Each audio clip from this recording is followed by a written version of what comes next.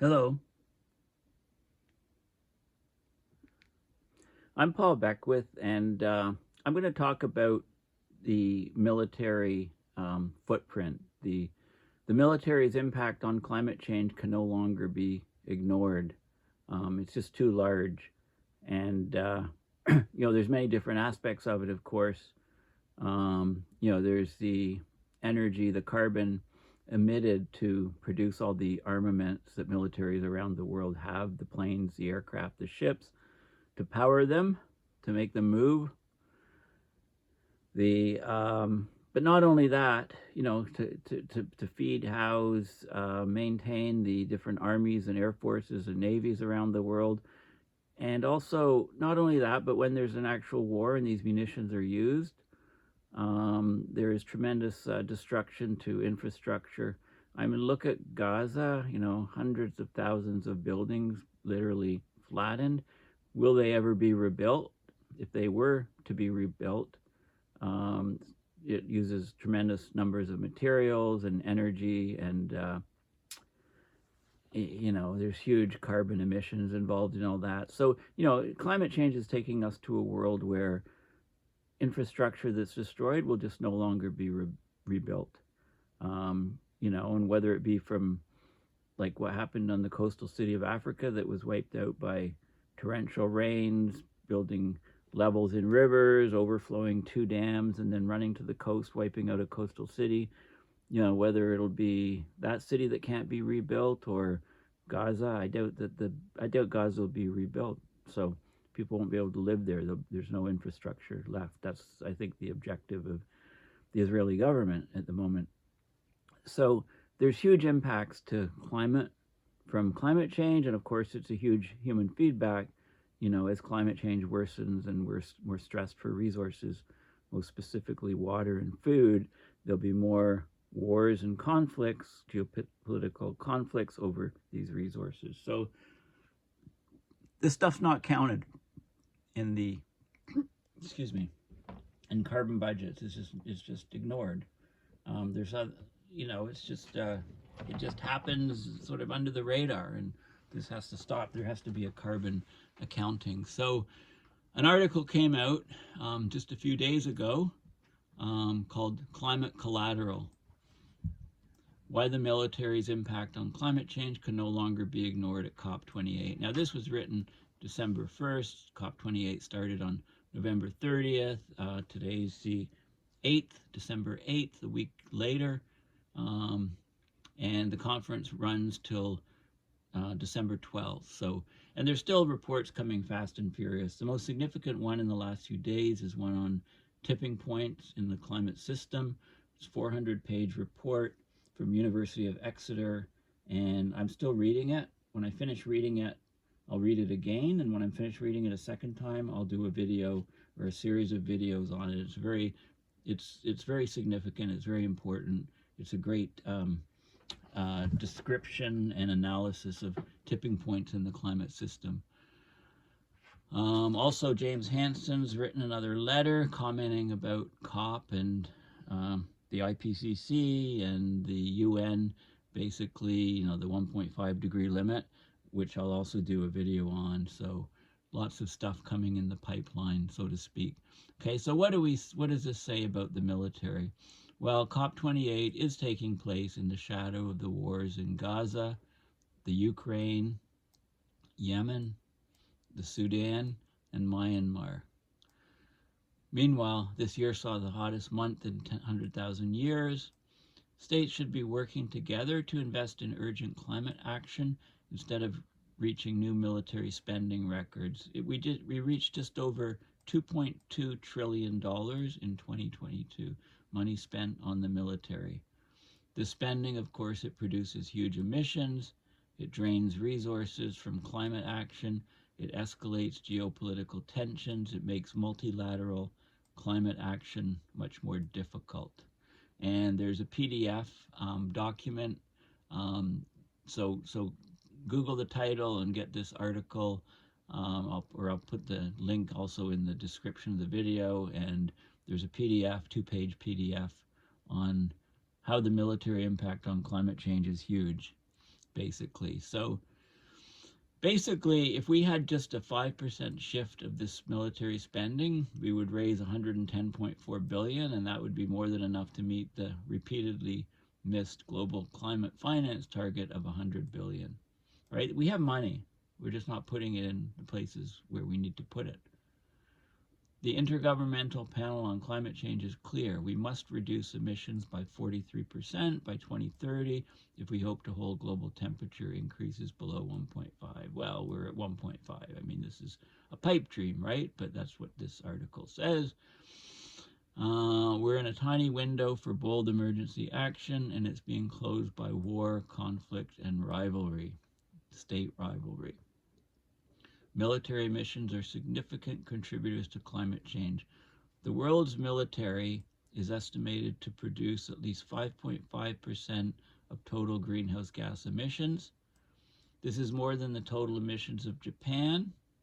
It's double that of the worldwide civil aviation sector, yet no country in the world is required to provide data on their military emissions.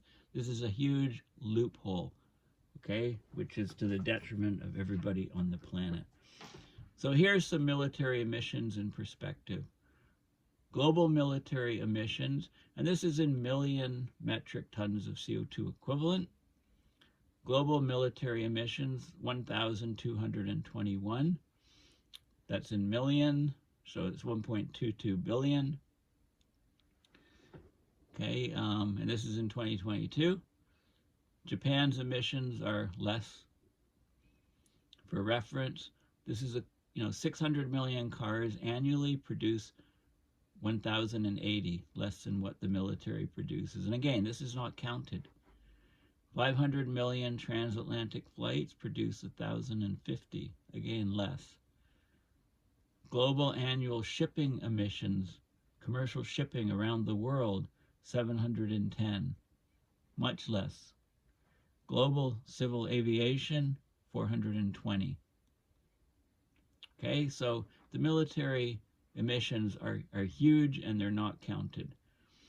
The estimates for global military greenhouse gas emissions, these above are based on the calculations done for the report Climate Crossfire, on a 2023 report.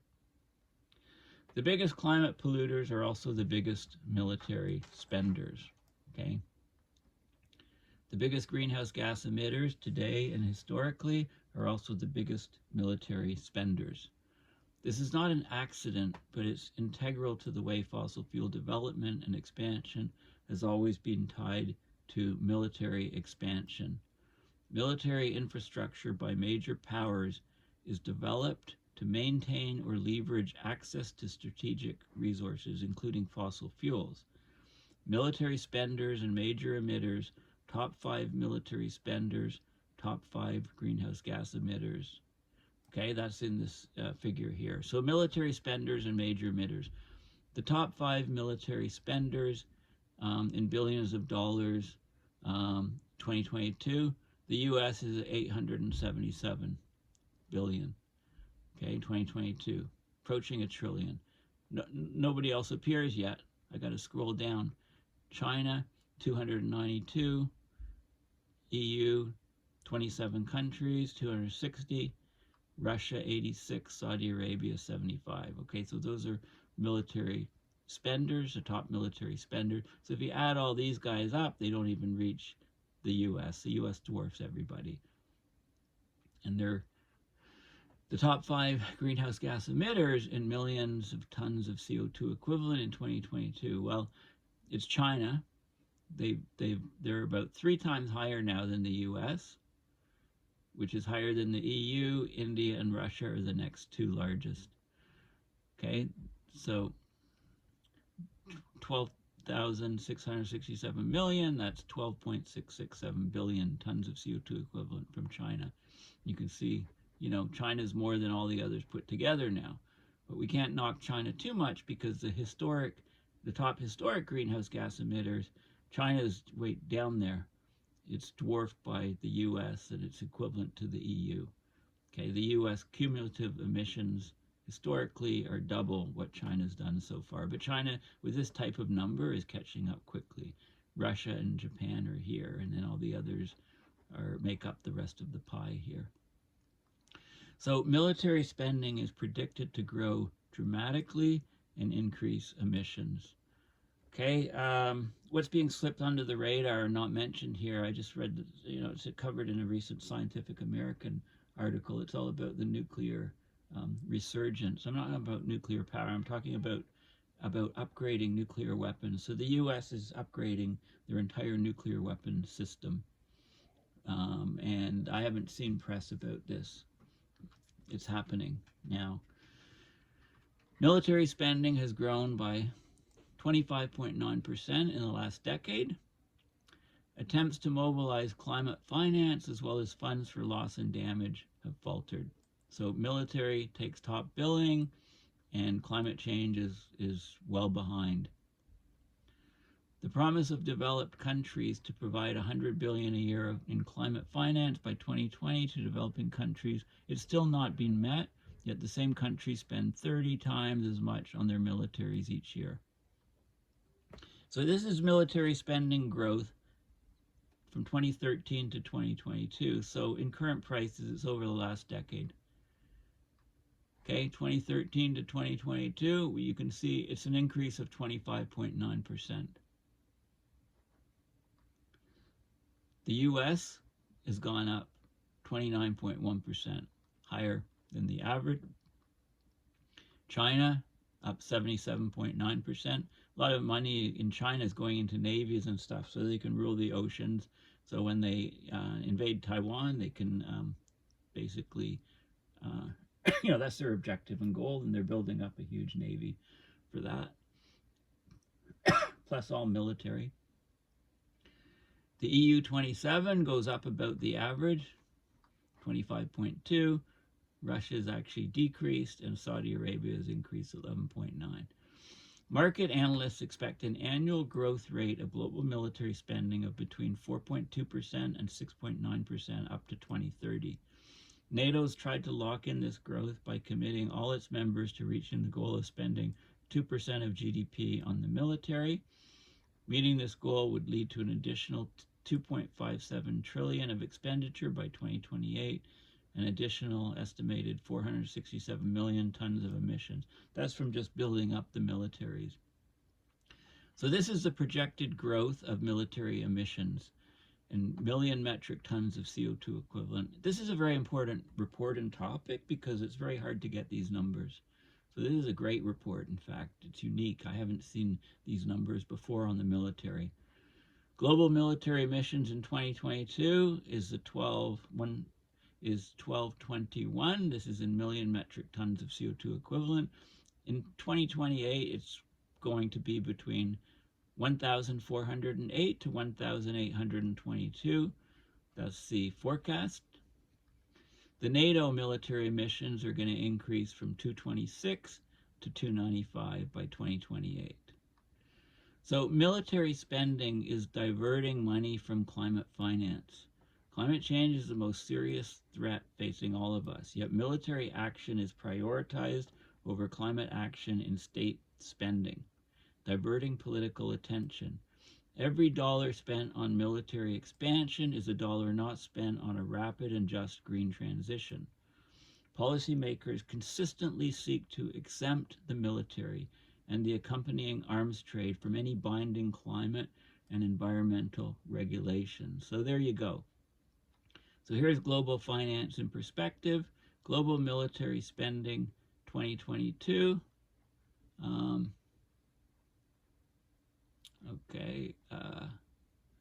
This is emissions. Yeah, this is global military spending in 2022. About $2.2 trillion. That was in the intro.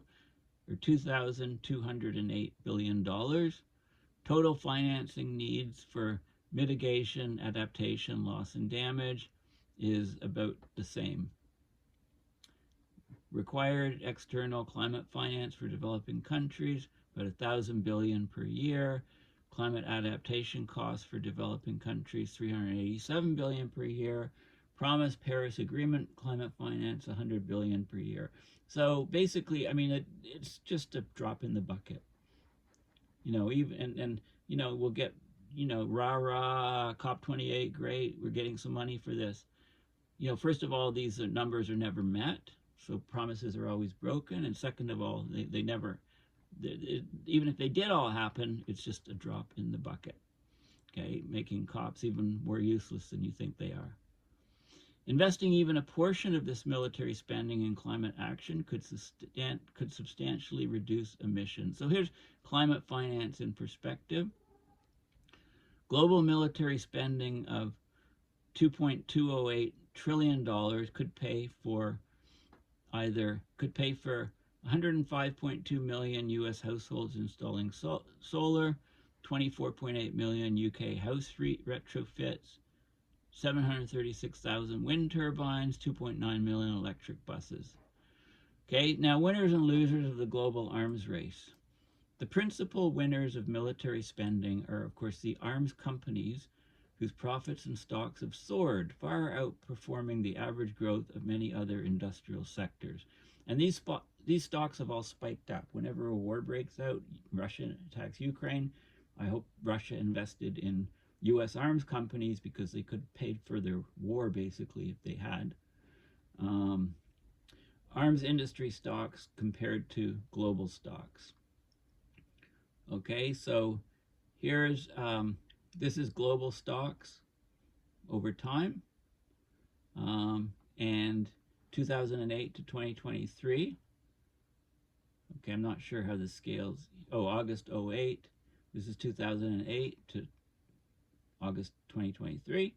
So you can see the increase in global stocks. This is the aerospace and defense stocks. Way higher, right? Way higher growth rate, than global stocks. These are the leading global arms companies: Northrop Grumman, Airbus, Boeing, Lockheed Martin, RTX, Leonardo, L3 Harris, BAE Systems, General Dynamics, and Thales. Most of them are U.S. companies. The richest countries export to all 40 of the world's most climate vulnerable countries. They export arms. Rather than providing money to cope with the impacts of climate change, the richest countries are providing weapons that will fuel conflicts in regions such as the Sahel and increase vulnerability of those on the front lines of the climate crisis. So these are arms exports to climate vulnerable countries. The most important arms suppliers are in these countries that are black. So the US, the EU, Australia. Okay, those are the largest, most important arms suppliers. They're supplying the world with arms, these countries. The climate vulnerable countries that receive arms, look at all these countries in Africa that are climate vulnerable, and in Asia too. And they receive arms from from us, basically, the West. Okay, so that's the bottom line with the military. The military has a huge impact on climate change, and yet it's always ignored. And once again, at COP28, it's ignored. The PDF, the 2-page PDF is here. Okay, it's got a lot of the key facts and stuff as a 2-pager. And there's some good references down here of where this information is coming from. Okay, so 2-pager, I've talked about each of the images. There's a good source here. You can look at some of these references. There's a source here, estimating the military's global greenhouse gas emissions, and I had a look at that, and I'll talk about that a little bit. So this is the link to the site, estimating the military's global greenhouse gas emissions. A lack of reporting and significant data gaps mean it's inherently difficult to estimate the total greenhouse gas emissions of the world's militaries. But there is some data. The available data indicates this contribution could be very large. They use an innovative new methodology to provide updated estimates for global and regional military greenhouse gas emissions. In particular, we find that the total military carbon footprint is about 5.5% of global emissions. Okay, that's the number that's where the number comes from that's in the previous article and report. If the world's militaries were a country, they'd be have the fourth largest national carbon footprint in the world, greater than that of Russia.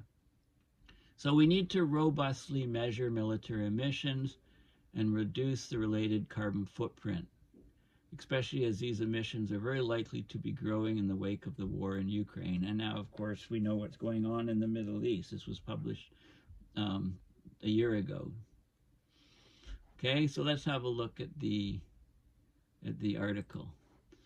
Scientists for Global Responsibility, the Conflict and Environment Observatory, 16-page report.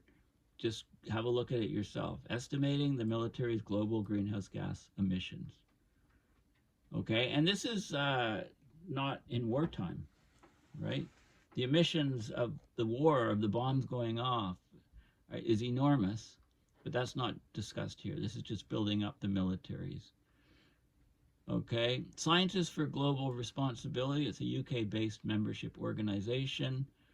Hundreds of scientists, social scientists, engineers, and professionals basically contribute to this group. Okay, so, there's a whole report here. Why is estimating global military emissions important?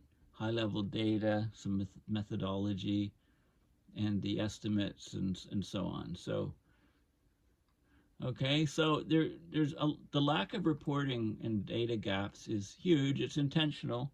Countries want to hide.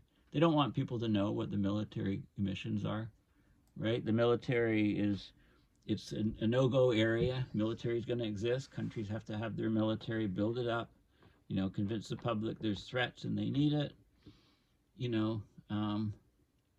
There's no defund the military organization from the public, like defund the police. Doesn't exist, right? So keeping their emissions quiet is in the interest of both the militaries and the countries that build up their militaries. But there is data which shows that the total military carbon footprint is approximately, to the best of our knowledge, 5.5% of global emissions. If the world's militaries were a country, the military would be the fourth largest national carbon footprint in the world, greater than that of Russia, right? So we need to robustly measure these, try to get a more accurate number to see whether it's increasing or reducing over time, etc.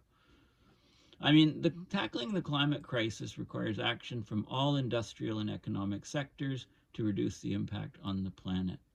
The global military sector, including its supply chain, is a major element of government expenditure and a huge consumer of fossil fuels. Like in the US, for example, the way the military expenditures are growing, I don't think they'll need the IRS soon. They could get rid of the IRS completely, and people just write checks come tax time to the Department of Defense, right? I mean, that's the way it's going. Fewer and fewer social services, bigger and bigger military. It's like a utopian, dystopian novel, but it's happened. It's occurring. It's essential that military greenhouse gas emissions are both reported robustly and subject to emission reduction targets. But neither is the case. They're not reported, and there's no restrictions, and people aren't even trying to reduce them. You might read of some greenwashing thing, like, yeah, let's put solar panels on the tank, right? Yeah, it's crazy. The data is low quality for military greenhouse gas emissions. It's incomplete. It's hidden within civilian categories, or it's not collected at all.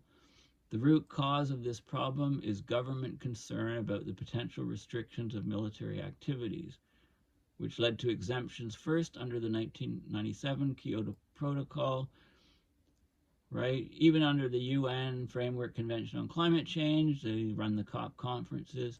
Countries are obliged to provide an inventory of their greenhouse gas emissions, but not for the military.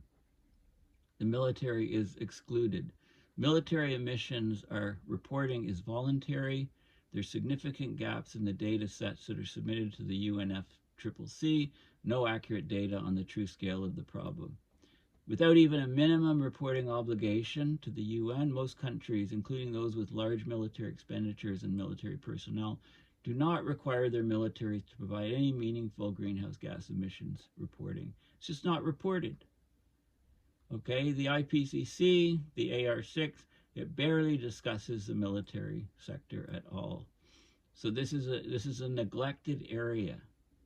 In order to understand the scale of the problem, both nationally and globally, this study is trying to fill up some of those gaps. It uses available data on military emissions from a small number of nations to estimate totals for the world and its main geopolitical regions.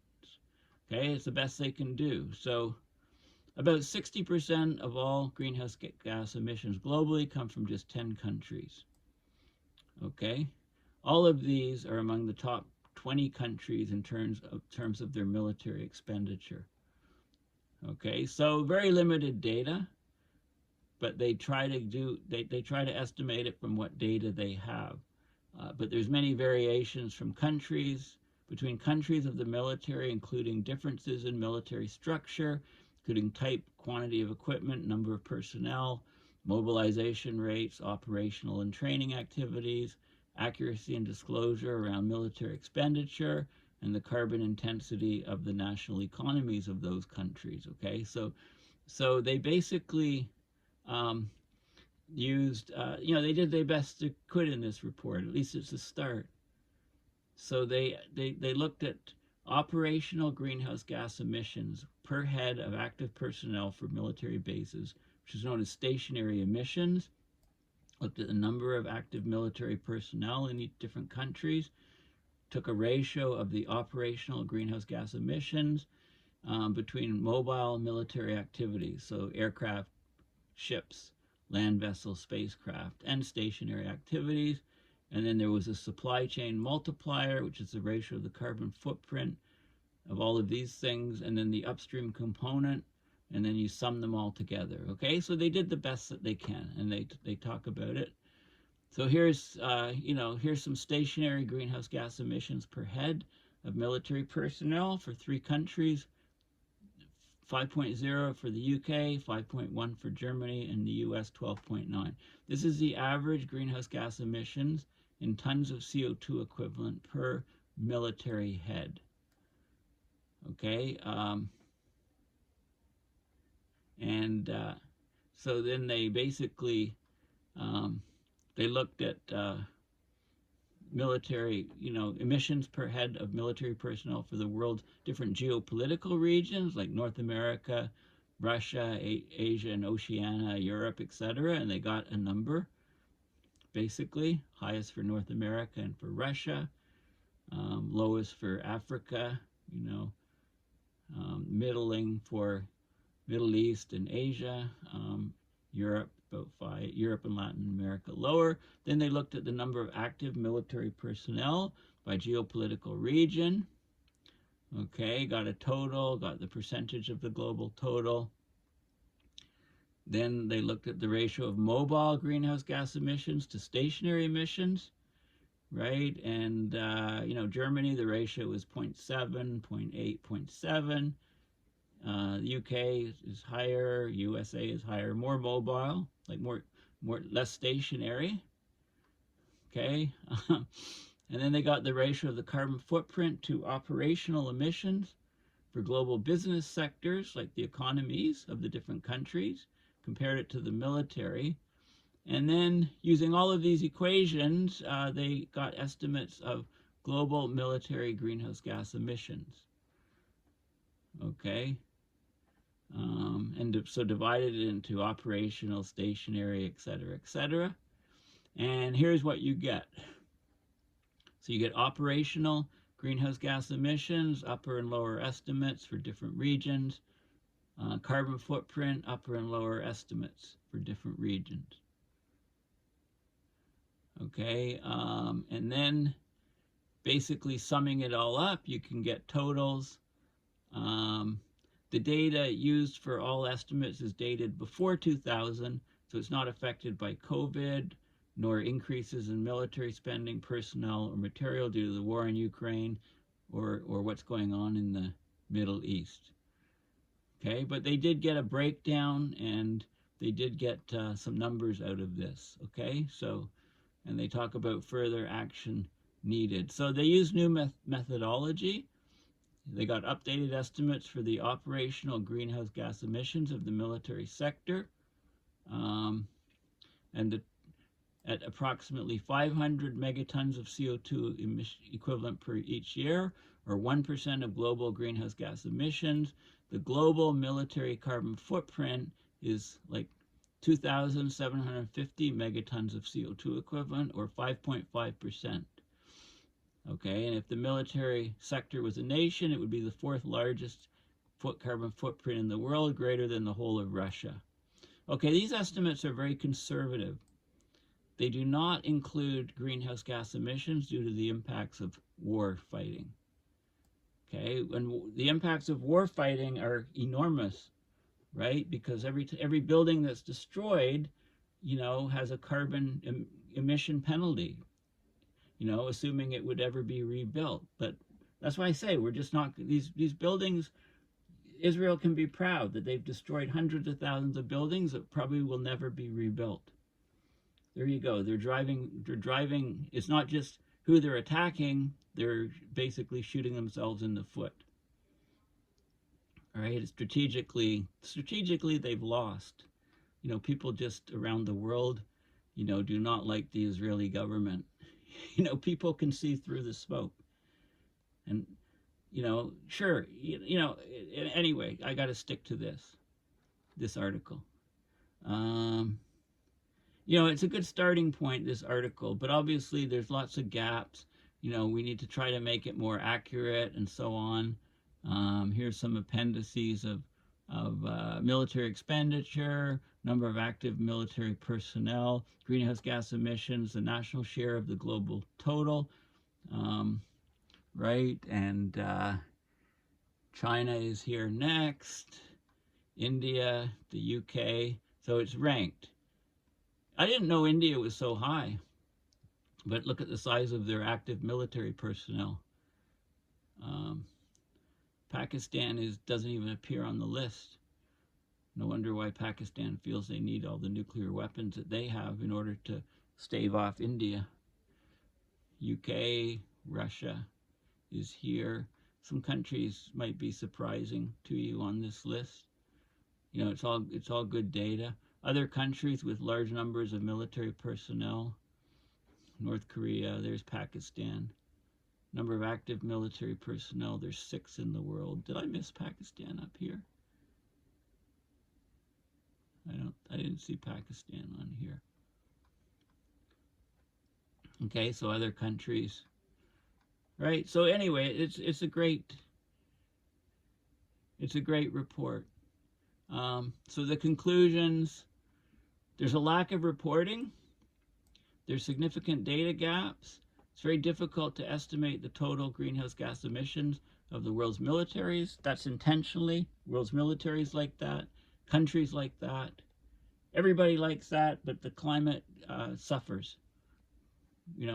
Not reporting those numbers don't mean they don't exist. Right? So the contribution, the best effort to find out is showing, using new methodology, is estimating a carbon footprint, total military carbon footprint of 5.5% of global emissions, right? And this is never discussed at climate conferences, never discussed in articles. It's like it occurs and nobody pays any attention to it, but the climate cares and it contributes significantly to abrupt climate system change. Okay, so this is a fantastic report. Crucial report, very important. I'm glad it was released for COP. Did it make any noise at COP? That I don't know, since I'm not there this year. Yeah, this is a really good start. And now that they've got some numbers, initial numbers, they'll do more and more work on this, and hopefully stimulate other people to do this. And let's have the UN talking about it. And I'd love to see a paper or report on emissions so far from Russia, Ukraine, and from Israel, Gaza. some numbers on that, especially Gaza. And I've mentioned in the past that the number of people dying in Gaza is going to be an order of magnitude larger. The long-term effects, people breathing in all of that ash and dust and stuff. Just look at 9/11, right? The number of people, first responders, that have died from 9/11 over the years since it happened exceeds that who died on that day. Okay, so expect similar things for even worse. I mean, 9/11 was 3 buildings at one time, right? Not hundreds of thousands of buildings over 2 months, right? I mean, the what Israel is doing in Gaza is a war crime of the highest order. I don't care, you know, how much propaganda there is talking about defense and this and that. It's all BS, right? This is a war crime of the highest order, and I don't expect those buildings to be rebuilt. So anyway, I'm really glad that this article came out on the military impact on climate change. So thank you for listening. Please consider going to my website, paulbeckwith.net, and donating to my PayPal to support my research and videos. Thanks again, and bye for now.